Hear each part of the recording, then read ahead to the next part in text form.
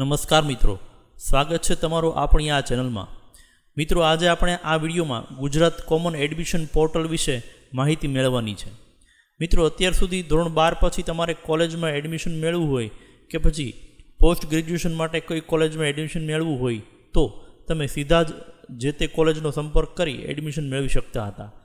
પરંતુ હવેથી તમારે ગુજરાત સરકારના આ પોર્ટલના માધ્યમથી જ તમે કોલેજમાં એડમિશન મેળવી શકશો. આ પોર્ટલમાં રજિસ્ટર કેવી રીતે થવું, આ પોર્ટલ દ્વારા એડમિશન કેવી રીતે મેળવવું, કોલેજની પસંદગી કેવી રીતે કરવી, તે બધું આ વિડીયોમાં ઓનલાઈન શીખીશું. તો ચાલો જોઈએ આ વિડીયો.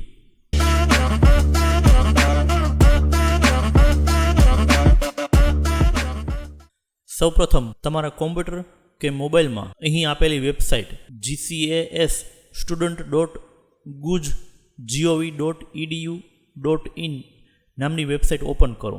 આ વેબસાઇટ ઓપન થાય ત્યારબાદ ઉપરની બાજુએ એપ્લાય નાવ નામનું બટન આપેલું છે, તેના ઉપર ક્લિક કરો. જેવું તમે એના ઉપર ક્લિક કરશો એટલે તમને રજિસ્ટર કરવા માટે એક ફોર્મ ઓપન થશે, જેમાં સૌપ્રથમ તમારે અભ્યાસક્રમ પસંદ કરવાનો રહેશે. એટલે ત્યારબાદ નામનું જે બોક્સ છે તેમાં 12મા ધોરણની જે માર્કશીટ છે તેમાં જે રીતે નામ લખેલું હોય તે પ્રમાણે જ નામ લખવાનું રહેશે. ત્યારબાદ જન્મ તારીખ પણ 10માની કે 12માની જે માર્કશીટ હોય તેમાં જે જન્મ તારીખ લખેલી છે તે પ્રમાણે તમારે જન્મ તારીખ લખવાની રહેશે. ત્યારબાદ તમારો જે કાયમી મોબાઈલ નંબર હોય તે અહીં લખવાનો રહેશે અને ઈમેલ આઈડી પણ અહીંયા ફરજિયાત આપવાનું રહેશે. ત્યારબાદ નીચે આપેલા ગેટ ઓટીપી નામના બટન ઉપર ક્લિક કરશો એટલે તમારા ઈમેલમાં અને મોબાઈલ પર એક ઓટીપી આવશે. આ બંને ઓટીપી નીચે ઓપન થયેલા બોક્સમાં એન્ટર કરી વેરીફાઈ કરાવવાના રહેશે. વેરીફાઈ કરાવ્યા બાદ તમારા મોબાઈલ તેમજ ઈમેલ આઈડી પર યુઝરનેમ અને પાસવર્ડ મોકલવામાં આવશે, જેના દ્વારા તમે તમારા એકાઉન્ટમાં લોગિન થઈ શકશો. હવે આ વેબસાઇટ ફરીવાર ઓપન કરી એપ્લાય નામનું જે બટન હતું તેની બાજુમાં ઓલરેડી રજિસ્ટર્ડ નામનું જે બટન છે તેના પર ક્લિક કરીશું એટલે આ પ્રકારની સ્ક્રીન ઓપન થશે. અહીંયા મિત્રો યુઝરનેમના ખાનામાં યુઝરનેમ અને પાસવર્ડના ખાનામાં પાસવર્ડ તમારે એન્ટર કરવાનો રહેતો હોય છે, જે તમને ઈમેલ દ્વારા મોકલવામાં આવેલ છે અથવા તો તમારા મોબાઈલની અંદર મેસેજ દ્વારા પણ તમને મોકલવામાં આવશે. પણ એ પહેલાં મિત્રો થોડી મહત્વપૂર્ણ સૂચનાઓ એ બાજુમાં આપેલી છે તે આપણે જોઈ લઈએ. અરજદાર પાસે સક્રિય ઈમેલ આઈડી અને મોબાઈલ નંબર હોવા જોઈએ. અરજદાર એક જ ઈમેલ આઈડી પરથી માત્ર એક જ વખત નોંધણી કરાવી શકે છે.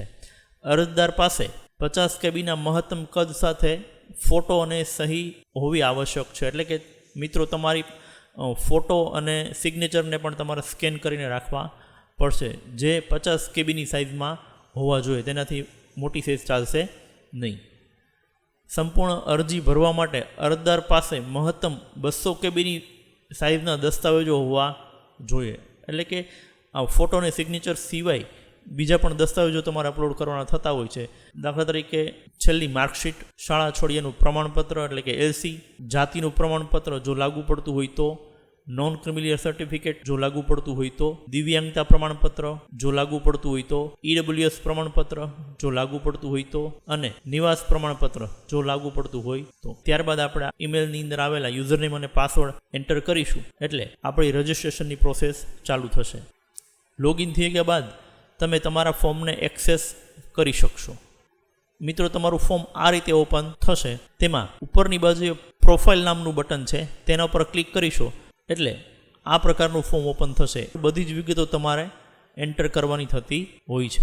આ વિગતો એન્ટર થઈ જાય એટલે નીચે આપેલા સેવ બટન ઉપર ક્લિક કરવાનું. ત્યારબાદ પ્રોફાઇલની બધી વિગતો એન્ટર થઈ ગયા બાદ એકેડેમિક નામનું ટેબ છે તેના પર ક્લિક કરશો, આ પ્રકારનું ફોર્મ ઓપન થશે. તેમાં પણ તમને લાગુ પડતી બધી જ વિગતો એન્ટર કરવાની થતી હોય છે. એ પણ થઈ ગયા બાદ સેવ બટન પર ક્લિક કરવાનું રહેશે. હવે મિત્રો ત્યારબાદ ચોઇસ નામનું જે ટેબ છે એના ઉપર ક્લિક કરશો એટલે તમારે કઈ કઈ કોલેજો પસંદ કરવી છે તેની યાદી અહીંયા આવશે.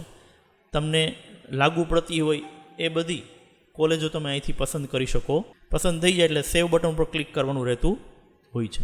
ત્યારબાદ પેમેન્ટ નામના ટેબ ઉપર ક્લિક કરી આ જે ફોર્મ ભર્યું છે તેની ઓનલાઈન ફી જમા કરવાની થતી હોય છે. છેલ્લે એપ્લિકેશન ફ્રી એટલે કે એપ્લિકેશનને કન્ફર્મ કરવાની થતી હોય છે.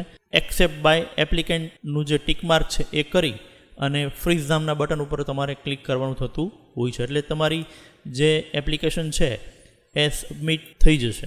ફોર્મ સબમિટ થઈ ગયા બાદ અમુક સૂચનાઓ આ પોર્ટલની વેબસાઇટ પર આપેલ છે, જે આ મુજબ છે.